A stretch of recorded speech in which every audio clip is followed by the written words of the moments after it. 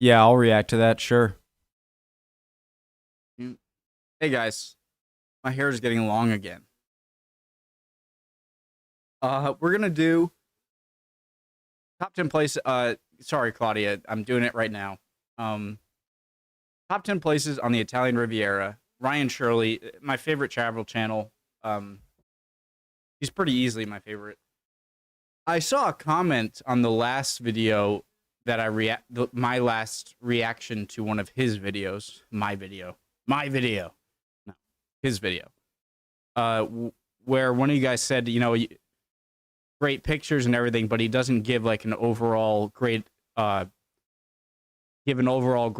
of what it's like to be there and stuff. And they're short videos. That's not what it's meant. He's never said like I want to give you a full understanding of every one of these places. He's just giving great top 10 lists of nice places that he's been, and that's awesome. So preemptive like top 10 places on the Italian Riviera. Let's go. We did French Riviera last time. My name is Ryan, and I've spent the last few years exploring Italy's various regions, and I want to share with you my favorite places. So here's my Italian Riviera top 10.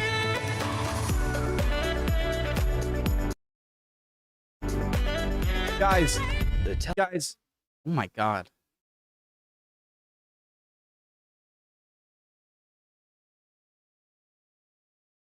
That's freaking beautiful. But guys, question.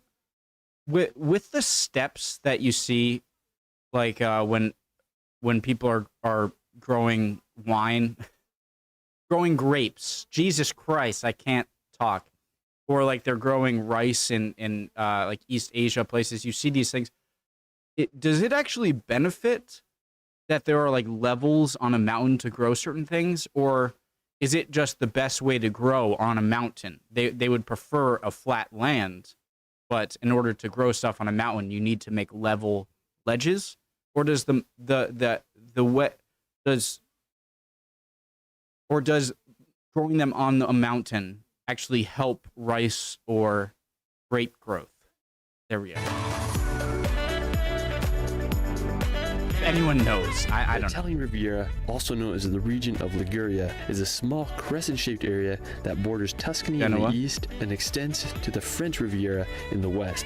It's home to some of Italy's most beautiful coast. If you like colorful seaside towns, maritime history, and jaw-dropping scenery, you're going to fall in love with the Italian Riviera. Let's start this video off. The history part, yeah. Genoa, there's going to be an enormous amount of history. Would love to see that. At Cinque Terre. When you imagine the Italian Riviera, or just Italy in general, the Cinque Terre might come to mind. It's one of the most famous destinations in Italy and the inspiration behind Pixar's film Luca. Cinque Terre is made up of 5 seaside villages that date back to medieval times. Now to reach Cinque Terre, you can't drive there, but you can take a train from La Spezia in the south or from Levanto in the north. Now once you're there, you can also use trains to hop around from village to village, or you can also hike between each one. The entire trail is 11 kilometers and takes about 5 to 6 hours to complete, but keep in mind that some sections of the trail may be closed. The most northern and largest village in the Cinque Terre is Monte Rosso al Mare.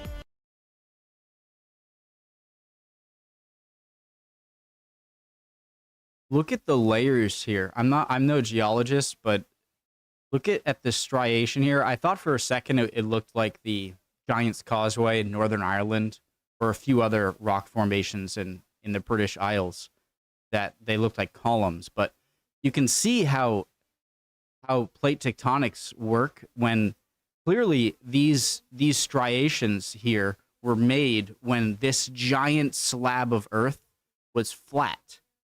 But with tectonic, it got pushed upwards and is creating this mountain, and now they're vertical. If I'm wrong here, I think I'm not. But if I'm wrong, someone please tell me. The most northern and largest village in the Cinque Terre is Monte Rosso al Mare. I'd say it's one of the less popular places in the Cinque Terre, but it's definitely worth a visit. I think one of the highlights of Monte Rosso al Mare is its beaches. It has the biggest and most beautiful beaches in all the Cinque Terre. It offers incredible views of the Riviera, and it's just a perfect place to relax. The next village south is Vernazza. Now, it's probably my favorite village on the Cinque Terre. It has the only natural port of the Cinque Terre, and crazy amazing that water looks. I'd imagine that Mediterranean water is pretty warm. I would imagine, just because like the only entrance point to the Mediterranean is the Strait of Gibraltar and the Dardanelles with the Black Sea, and the Suez Canal, but not counting those. But my point is there are few entrance points to the Mediterranean where water from the Atlantic can enter, or from other places. And so I'm just assuming that like the Mediterranean has got to be very warm because it's just constantly heated without much cold water being pushed in. Probably my favorite village on the Cinque Terre. It has the only natural port of the Cinque Terre and remains one of the truest fishing villages on the Italian Riviera. I came here during the last few weeks of August and it was beyond packed, so if you want to come with less people, consider visiting during the shoulder months such as September or May. Regardless, I was impressed by the beauty of this little village. I enjoyed walking out on the stone pier, and there's also this cool tunnel that connects the village to the other side of the sea. Another one of my favorite features of Vernazza is the Doria Castle. It was built in the 11th century and overlooks all of Vernazza. It's a bit of a climb to get to the castle, but definitely worth it. You can also get So this castle is older than England. a really Think about that. nice view of the castle. It's a bit of a climb to get to the castle, but definitely worth it. You can also get a really nice view of the He said castle 11th century, so it's as old.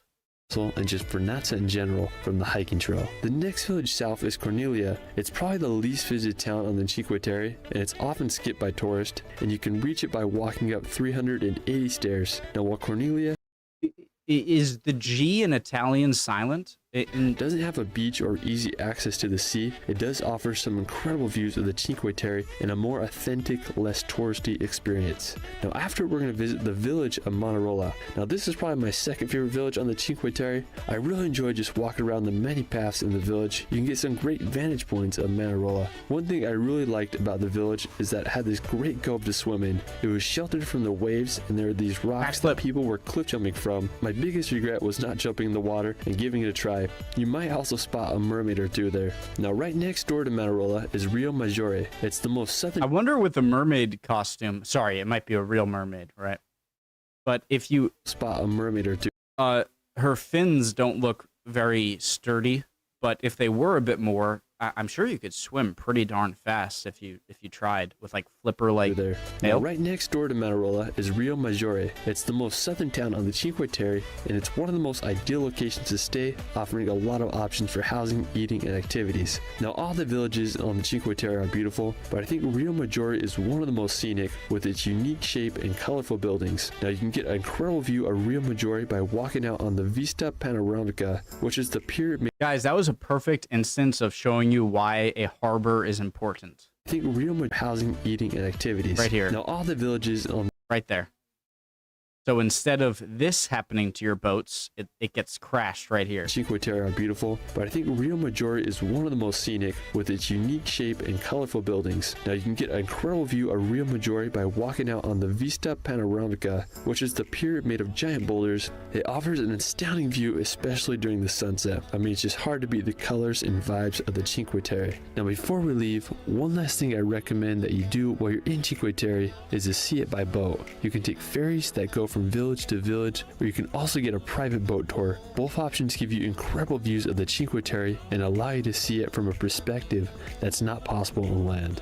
Afterwards, we're going to visit the nearby town of Porto Venere. It's located just south of Cinque Terre on the same coastline, and it's situated about 25 minutes outside of La Spezia. It's believed that Porto Venere was founded back in the 1st century BC, and after the fall of the Western Roman Empire, it became the base of the Byzantine fleet.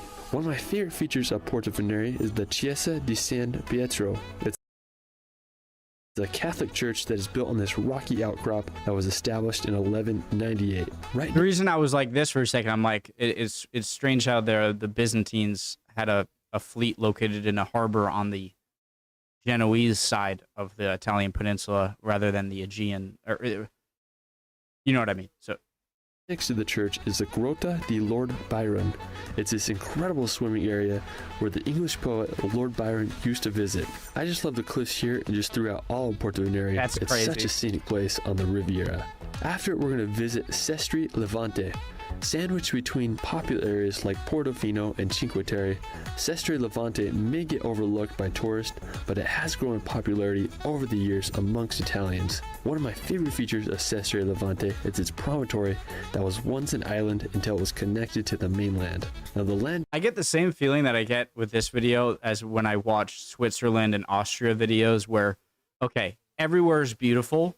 I want to see a list of the 10 ugliest places around here because I just can't believe that everywhere is beautiful. And so I'm just curious, like, okay, oh my God. I'm curious, like, okay, English flat, oh, ADD. Bridge created 2 unique bays, and the locals have nicknamed it the City of Two Seas.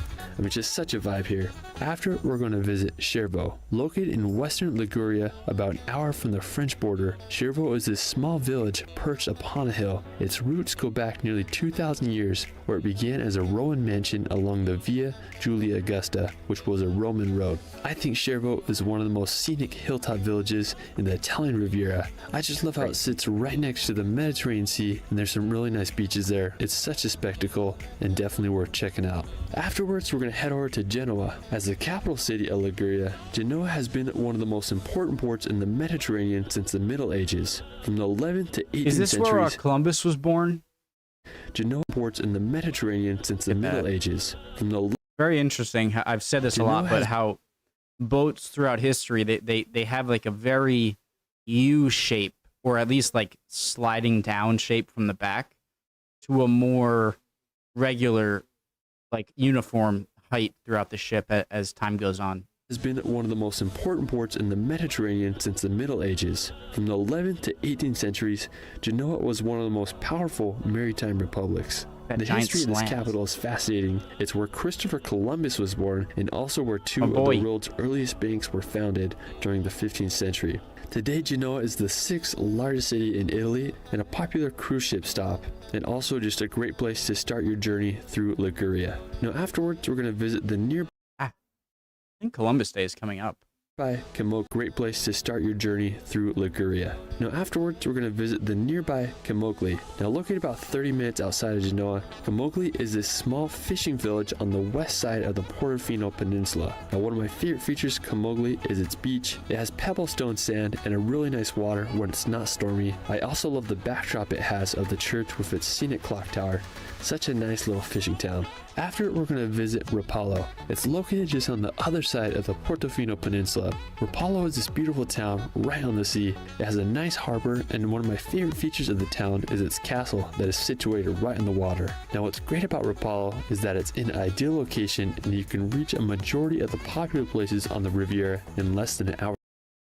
Ideal location and you can situated right on the water. Now what's great about Rapallo is that it's in ideal. Oh, it's in reverse. I was confused. I'm like, wait, you guys drive on the left side of the road, like England? Location, but no, it's in reverse. A majority of the popular places on the Riviera in less than an hour's drive. Now, for our final destination, we're going to visit the nearby Portofino. Located just 20 minutes from Rapallo, Portofino is one of the most idyllic towns on the Italian coast. It's renowned for its picturesque harbor and has been a retreat for royalty and artists as far back as the 12th century. When I imagine the Italian Riviera, Portofino always comes to mind.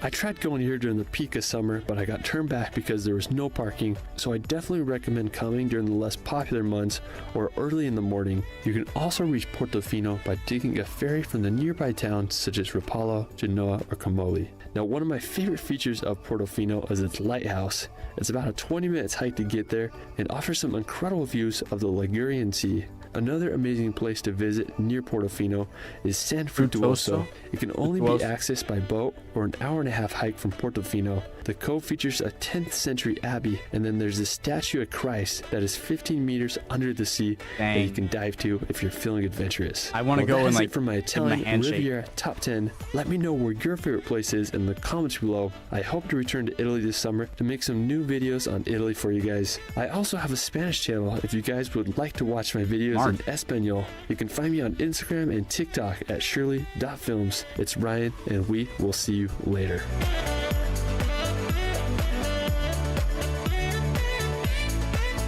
Sunset. Great video as always from Ryan Shirley. Just he does amazing videos, so I'm not surprised, but I'm gonna point it out again. Great. I hope you guys are all doing well. If you've been any of the places here, first of all, mind blowing.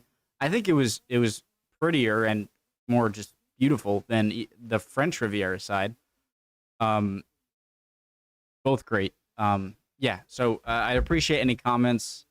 And I hope you guys are doing well. I'll see you next time. Bye, guys.